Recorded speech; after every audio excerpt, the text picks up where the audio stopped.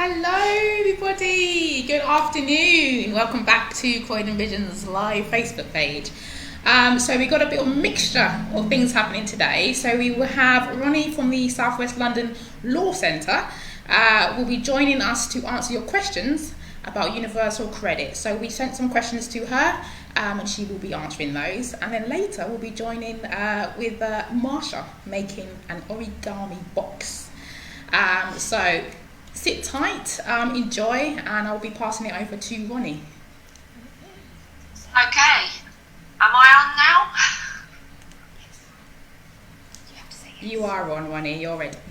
Lovely, thank you very much. Okay, hi and welcome to everyone. I'm going to start with a basic overview of what universal credit is, because I know I've got a mixture of people who've claimed it before, haven't claimed it before and might need to claim it with obviously the changes coming about as a result of coronavirus. So universal credit is the one-stop benefit that replaced the old style benefits that you might be more familiar with. We've got income support, income-based job seekers allowance, income-related employment and support allowance, housing benefit, child tax credit and working tax credit. So you can't make new claims for those apart from very exceptional circumstances, and so when you claim new benefits now you'll often be claiming universal credit. It's the government's easy to use system if it works well, and it's all claimed online if you are able to use computers. If you are not able to use computers, you can still make a telephone claim by ringing the Universal Credit Helpline number, which is 0800 328 5644. But you will have to really be very firm with them if you need to claim by telephone, because they don't like to accept them. Just one thing to be aware of as a new claimant of universal credit: if you cannot use a computer well enough to be able to regularly log in, check your claim, answer replies on the system, then you need to make sure you start with a telephone claim and you don't get someone to start an online claim for you, because once you've claimed online, you stay online. But if you start with a telephone claim, you continue with a telephone claim. Okay. So the universal credit is made up of what are called elements. First of all, they check you're a human being and are allowed to be in the country and allowed to be claiming benefits, and if you are, you qualify for what's called the standard allowance. Now that standard allowance is set at different rates if you're couple, single, over 25 or under 25. But as government's publicised a lot recently, they've increased the rates by an extra £20 a week for that standard allowance. So that means that there's some of you out there who may be on existing benefits who would be better off claiming universal credit at this point because of the uplift of £20 per week.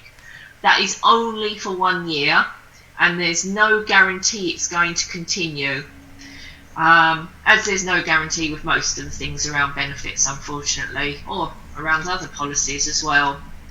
So you make a claim. If you make it online, they will check over and over again whether you're allowed to claim benefits, and once they're happy with that, they'll ask you to fill in lots of other information.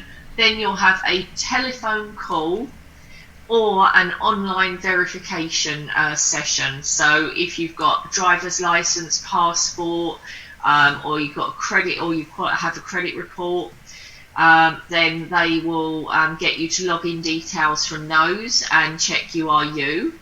If not, you'll have a telephone call with a member of the job centre team. You can't go in there at the moment, and they will check your identity. They are very good at it. About half of the online checks work, but they are very, very good when they check you, and they will bend over backwards to make you pass the checks. A lot of the time they pass it by getting people to check details that say, oh, I can see you're getting another benefit, or in the past history you've had another benefit, and they'll ask you something about that. So about 99% of people do pass the verification. Then from the date of your completing your claim, you have a 5-week wait until you get your first payment. So if you tell them, oh, I haven't got enough money to live on, or mention something about not having money, they will offer you an advance payment of up to 1 month's money to be repaid over the next 12 months. But if you don't mention that you are suffering from financial hardship in any way at all, they won't offer it to you, so you just go 5 weeks without money. So if you are making a new claim, make sure that you ask for the advance payment, because people can't last 5 weeks without money. It's not possible. Okay, so that's a little bit of the basics of universal credit. So Natasha, where would you like me to go from here? Okay, thanks, Ronnie. Do we have any questions from any listeners about the universal credit? Does anybody want anything to? I think they were just very, very impressed with the amount of information so far. Okay, well, how about I move forward and give a little bit of information about the various elements? Yeah, that sounds good, Ronnie. Lovely. Now, I like to think of universal credit as Lego, which we're all familiar with, if not only from stepping on it and how painful it is, but that's not why. It's like a building block benefit. So you get your bottom, your base plate that all your other elements rest on. So the first thing is, do you qualify for the standard allowance? And they build that up. So you get your standard allowance first of all, whichever rate you get it at. And then they look at all the other elements. So those with children, they'll be looking at, do you have children? And are they the right age for you to get the child element? So that would be a child who is 19 and under in full-time non-advanced education, basically someone you get child benefit for, to make it easy. And then, are any of those children disabled? Because they'll be looking at giving you the disabled child element. To qualify for that, you normally have to get disability living allowance for the child. Now, I've worked with people who deal with people who have child disabilities, and one of the things about children's disabilities is that it can get a really long time to get a formal diagnosis, and people think, oh, well, I can't claim disability benefits because I don't have a name. With disability living allowance, which is easy to claim, it's the form's online, or you can ring them up on their 0800 number and they'll send you a form. You don't need the name.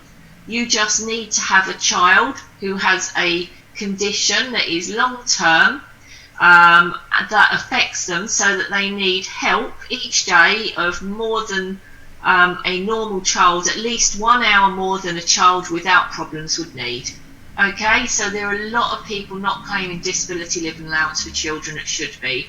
And when you claim the disability living allowance for the child, it qualifies you to either the higher rate of disabled child element or the lower rate, and I'm just bringing the rates up on screen. Okay, oh wow,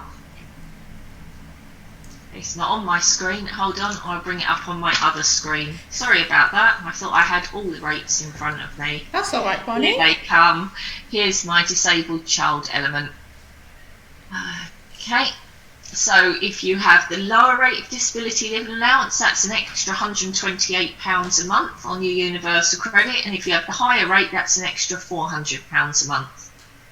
Okay, so it's really, really worth getting those disability benefits in for the children, because you obviously get the disability living allowance money as well. Okay, now, if you yourself are a disabled person, because this is a benefit that replaces employment and support allowance, which was for disabled working age people, you can get what's called either, and these are really badly named, limited capability for work or limited capability for work and work related activity. And I know them very well, but I still stumble over the names, and you can't even abbreviate them. That's the lower element. There's no extra money for it, but it means that they don't harass you all the time to do job seeking. And then the higher element, the limited capability for work and work related activity, that one brings you in an extra £341 a month. So again, that's a really worthwhile thing to apply for. When you apply for that, you have to apply for it as the start of your claim, saying I am unfit for work, and they'll expect that to be backed up by a doctor's note. After you've been on that on the doctor's note for 13 weeks, although I tell you there are delays because of coronavirus at the moment, but when you've been on there for 13 weeks, you then get a big form, and those of you who applied for the disability benefits know what the big disability benefit forms are like, all the questions, but that's why you've got all the services to help with them. It's called a UC50, this one, and it asks lots of questions, and then there's a medical, and medicals are over the phone at the moment, and they decide which group you go into.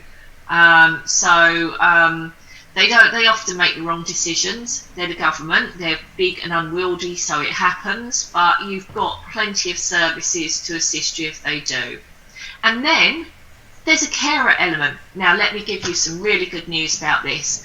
This is the thing that previously people claimed carer's allowance and got an uplift in their benefits as a result, called the carer premium or other names like that. Well, this is the carer element within Universal Credit. You do not have to claim carer's allowance to get this. So you'll have people who are disabled and they're getting help from 1, 2, 3 carers, because some people need 24-hour help. You need more than one carer.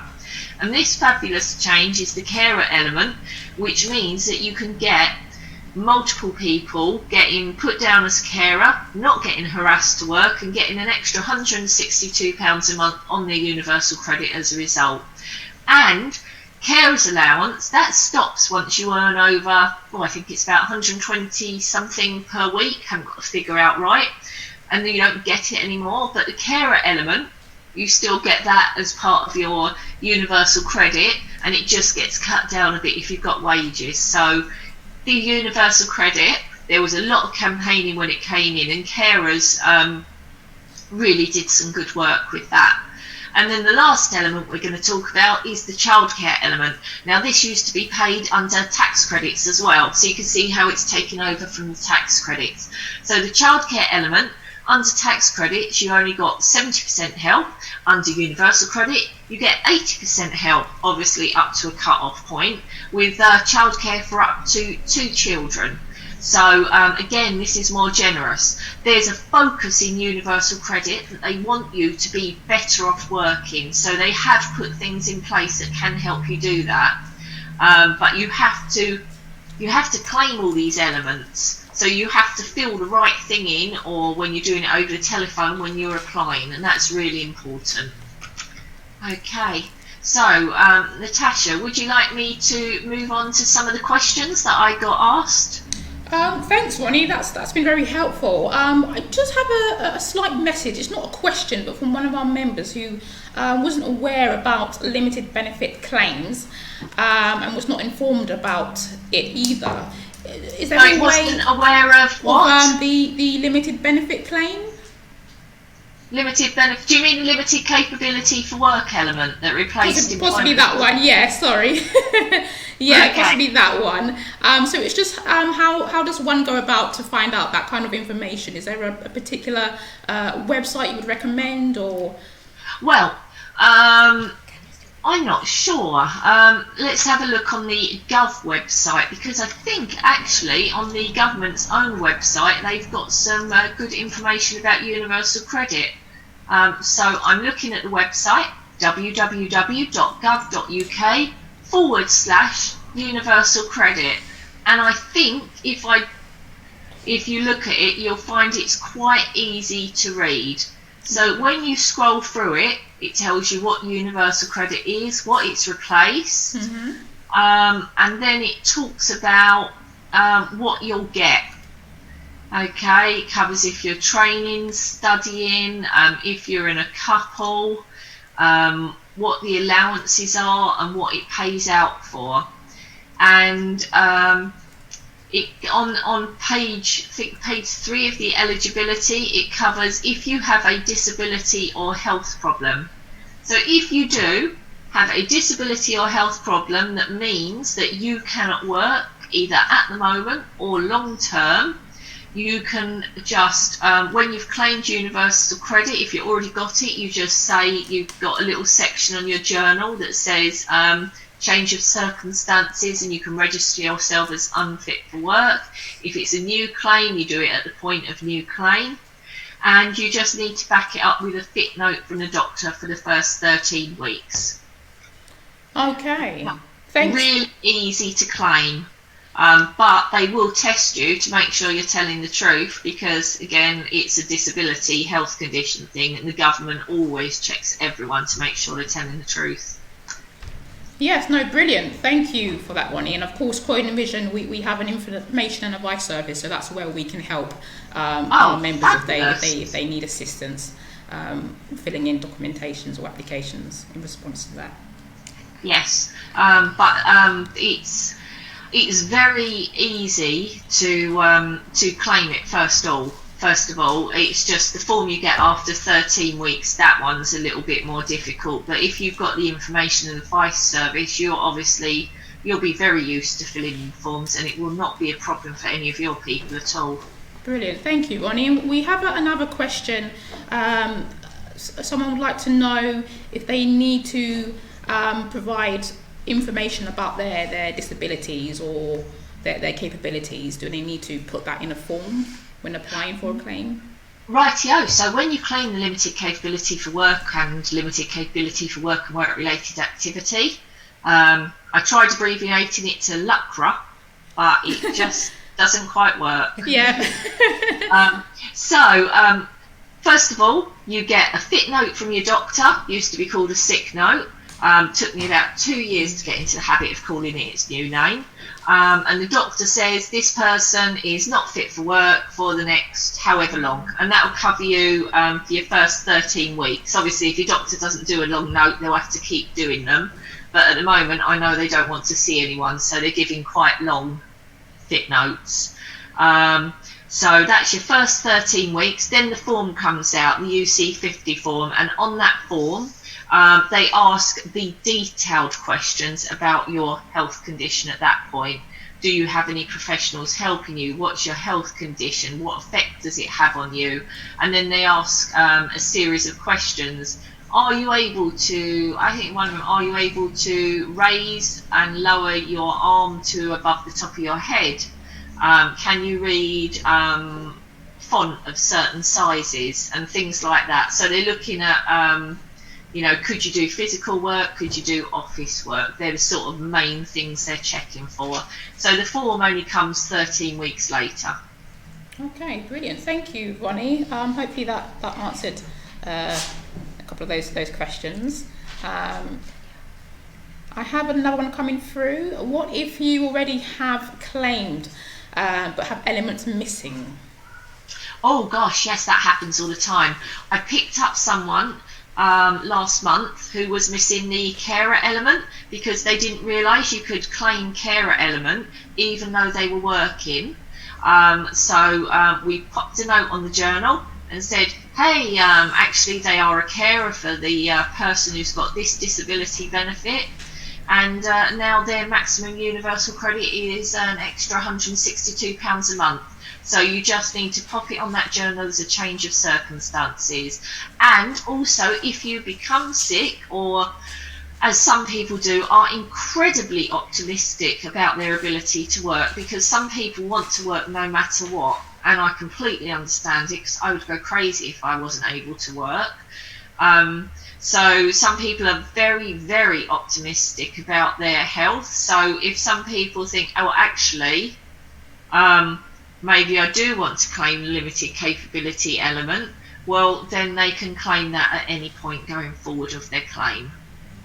Brilliant, thank you, Ronnie. And as a follow-up to that question, do you know the government will backdate it?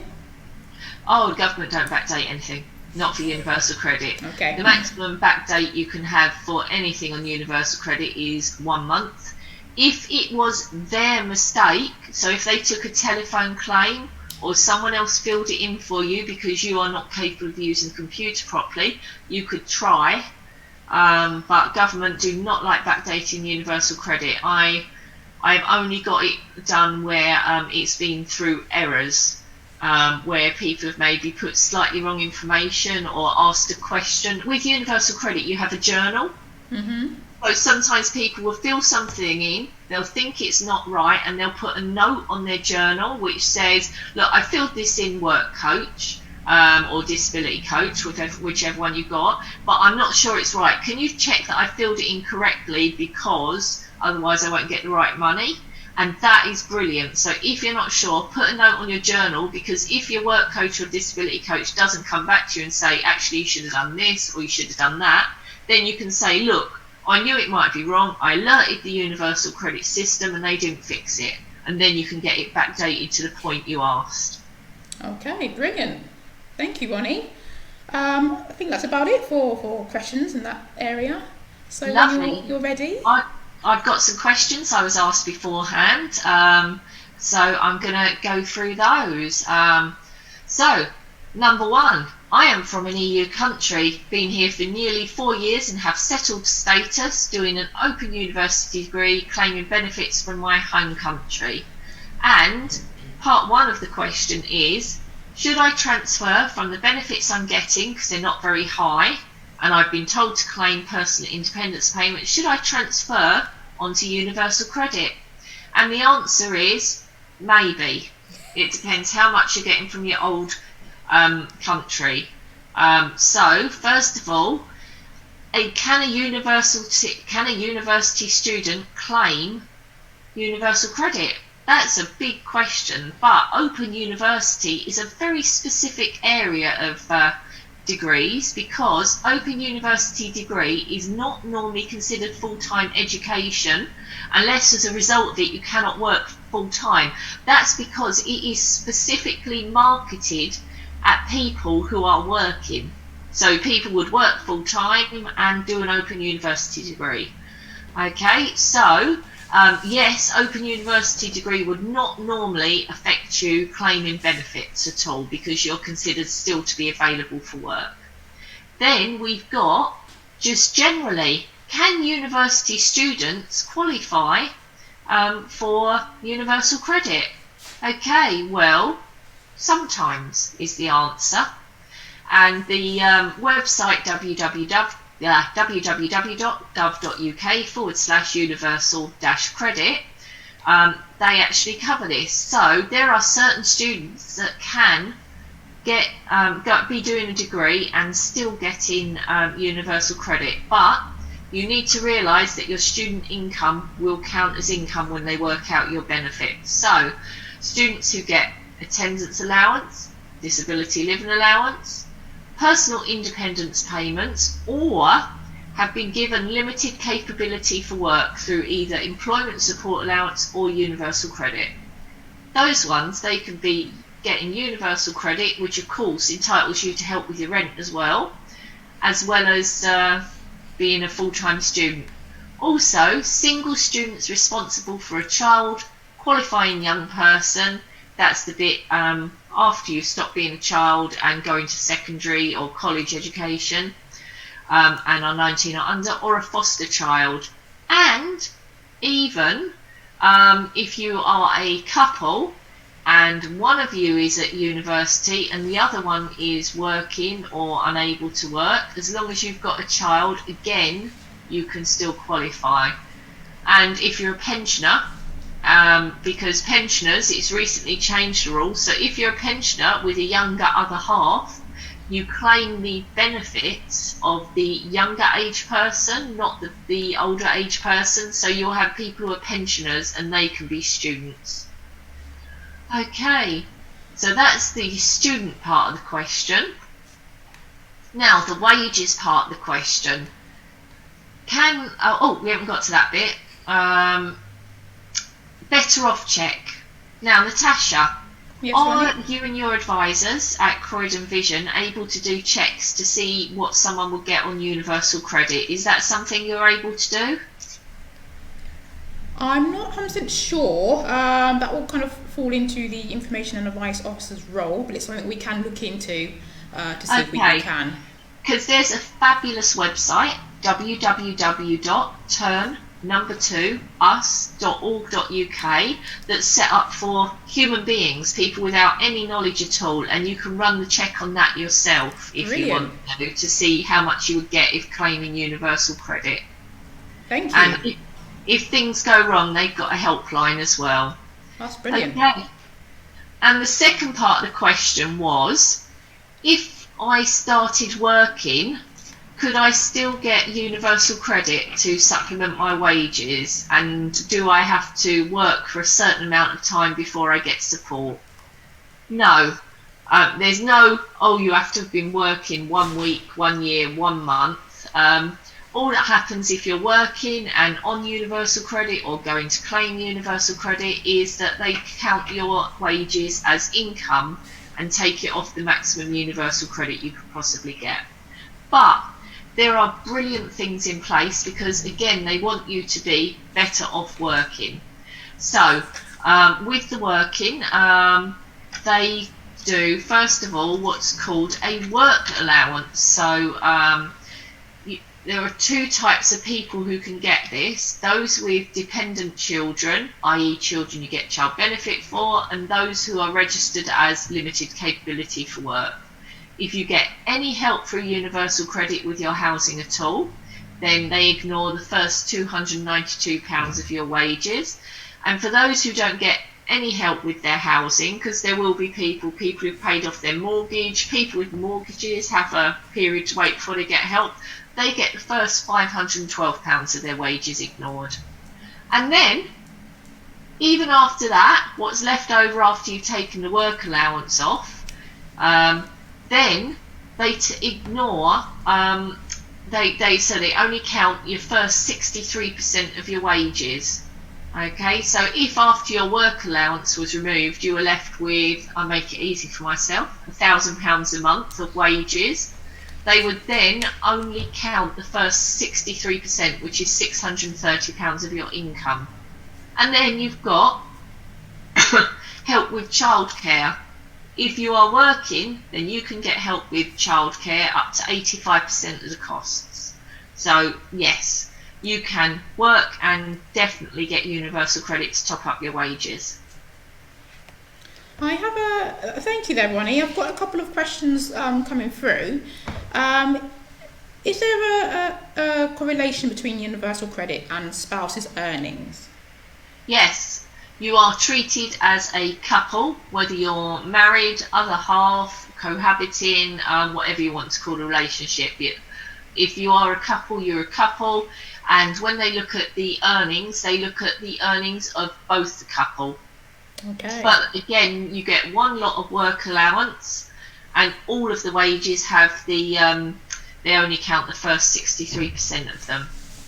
Okay, thank you. And then the other one is, what is the maximum amount of universal credit you can have? How long is a piece of string? Okay, that one I can't answer, but you could qualify for lots and lots of elements and get quite a lot. Now there is something called the benefit cap. So if you are not working and not disabled, then the benefit cap will limit the amount you can get. But otherwise, I've had quite, we're talking thousands, because you've got to cover the rent, cover disabled people, cover disabled children, cover children. There might be childcare as well. So yeah, I mean, you can get quite a lot. Okay, thank you. Okay, are there any more questions, Natasha? I think that's about it, actually. Lovely. Now I've got a couple more. I've already been asked previously, so I'll just rattle through these ones. So the question I was asked, what would stop someone from being entitled to universal credit? Okay, so first of all, it's savings of £16,000 or over. Universal credit takes your savings into account as income. So if you're a single person or a couple, the limit is 16,000. It doesn't double for a couple. It is a strange quirk of benefits. This has recently been in the news because there was a couple who'd been getting £400 a month of tax credits, and they were told, oh, you could be better off on universal credit. But tax credits do not count your savings as income. So as soon as they went onto universal credit, their savings count as income, and they didn't qualify for universal credit, so they lost £400 a month, and that was all over the BBC yesterday. Okay, so we got another one. Habitual residence test and right to reside test. This is the obsession the government has with making sure only the right people get the benefits. So you have to be living here, habitual residents. You have to show that you are habitually, normally resident in the UK and some of the islands around the outside of the UK. But for you lot, Croydon, definitely in the UK. So you have to show that Croydon is your normal main home. So when you apply, they'll ask you, have you been out of the country for more than, I think, 12 or 13 weeks in the last couple of years? Because they're checking to see if you might be living abroad. And then there is the right to reside test. Are you someone who is basically subject to immigration control and not allowed to claim benefits? Or have you got the right to live here and claim through the system? Okay, so those are the two main ones why you might not qualify for universal credit, but there's a very sad third one as well. So if you are part of a couple, both of you have to claim. So one of you will make the main claim, and a link will be sent to the other person in the couple to make a claim. And then if one of the people in the couple refuses to engage with the system, that loses the benefits for both people in the couple. And that's really, really sad, because there's often not a lot that other person can do. Okay, thank you, Ronnie. Just to give you a heads up, we have roughly about 5 minutes or so before the next session. We do have a few questions, but I'll wait for you to go through your set of questions first, and then I'll ask these ones at the end. Okay, so what if I have trouble with the online journal in terms of accessibility? Who could I feed back to? Okay, number one, do not sign up online if you're going to have trouble using an online journal. Sign up with a telephone claim if it's a new claim. If you're having trouble, your only option now, because the job centres are closed, is to ring the main universal credit number 0300 328 5644. It is so busy. It's free phone, but it opens at 8 AM, so you're going to be getting up to ring them at 8 AM. But they can't see you, so you can do it from bed. But yeah, you want to get first in that queue if you have to ring them. Okay, so next one. Question. I am currently on employment and support allowance and doing permitted work with the view to coming off benefits. If for any reason my job doesn't work out, how long will a universal credit claim take me between applying and then getting my first payment? Well, if you're on the employment and support allowance permitted work programme, don't come off if you don't have to. You can stay on that as long as you don't work over the number of hours or over the earnings you're allowed. So only change to universal credit if necessary. And if it is necessary to change to universal credit, you would claim whilst working, so there would not be a gap in your payments. There'd be the 5-week wait at the beginning, but you could get the advance payment, but there would not be a gap in your payments, because you would stay on it, work, no work, work. You would stay on it, whatever. I've covered this one already. What if I don't have access to the internet? Make a telephone claim.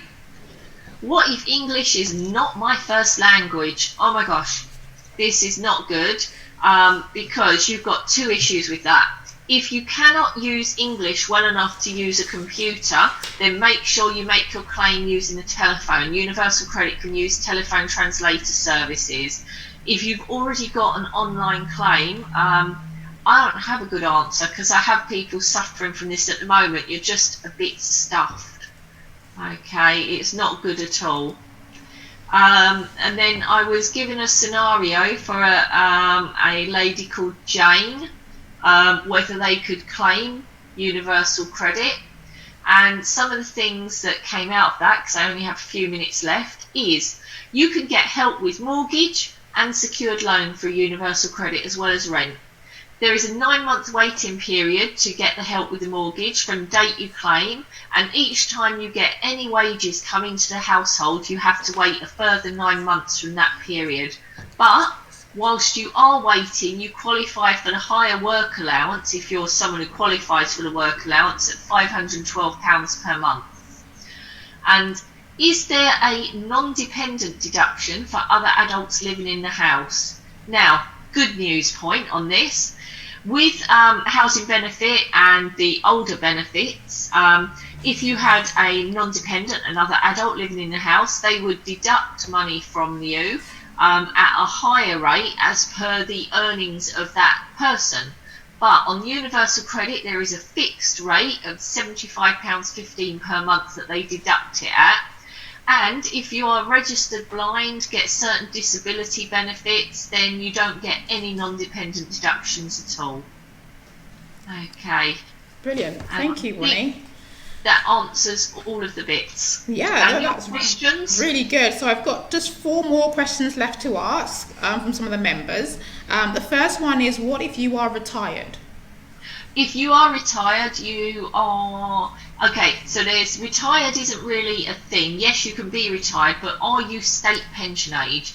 If you are state retirement pension age and a single person, or in a couple where both of you are state retirement age, you are not going to be claiming universal credit. It's working age only. You would claim pension credit, which would make you much better off by ringing 0800 99 1234. Much better off on pension credit. If you are just retired, maybe due to medical reasons, and you are a working age person, or your other half is if you're in a couple, then you would claim universal credit as unfit to work. And if you are retired because you want to be retired and you claim universal credit and you've got no health problems at all, not a carer, not any other reasons, they will try to force you to work. Okay. Thank you for that, Ronnie. The next question is there a benefit cap for disabled people? Now, the benefit cap is good because it doesn't affect you if you get certain benefits. I'm just looking up the website which covers this. Okay, oh, I spelt it wrong. Gosh, because I'm rushing, because I know I'm right at the end. Okay, so they're called exemptions from the benefit cap, and the exemptions are: you're over pension credit age, you get universal credit because of a disability or health condition, so you get limited capability for work. You get carers allowance coming in, attendance allowance, disability living allowance into the household, personal independence payments. If any of you are on war pensions or you're war widows or widowers. So there are quite a lot of exemptions, and again, this is a reason why claim all disability benefits that you can. Brilliant. Thank you there, Ronnie. We've got last 2 more questions. The third one is, why is universal credit taking a bit of a while to become national? That's because benefits are run by the government, and the government moves slowly in most circumstances. So universal credit in Croydon, we were one of the second ones to come onto it, but it was only for new claims. So that means if you don't have an appropriate change of circumstances, you wouldn't need to claim universal credit. So it is a creeping benefit. So as people's circumstances change, or as people need to claim benefits new, they go onto it. The only reason it's suddenly shot up is because of coronavirus, and all these people who would never have needed to claim before are now claiming it. So it's very big news now. I think in the last 2 weeks, there were over 1 million new claims. Okay, brilliant, thank you. And last one, which is one of the best ones, how do we stay in touch with you? I'm from South West London Law Centres, your local friendly law centre. We're currently closed to the public, but our telephone lines are open. So I'll give you my direct telephone number if you need it. My day job isn't dealing with Universal Credit, but I deal with the fallout from Universal Credit. I deal with problems with money and finances. So my direct line, and you're welcome to call it, is 0208 667 9252, and I'll repeat that. That is 0208 667 9252. Because we're working at home, you'll be asked to leave a voicemail, and then we normally make a call back within 24 hours from normally an anonymous number, because everyone's home working at the moment.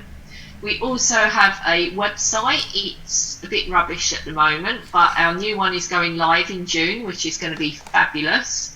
And that is at www.swllc.org. That's www.s for sugar, w for whiskey, l for Lima, C for Charlie.org, which is O for Oscar, R for Romeo, G for Golf. We don't have UK because I think they cost more. And you're welcome to contact our services. Brilliant. Well, thank you very much, Ronnie. It's been a pleasure having you live with us today, and you've answered a lot of questions. So thank you again. To everybody, I know we have gone a little over time, but please do give us a few moments so we can change over to our second session with Marsha.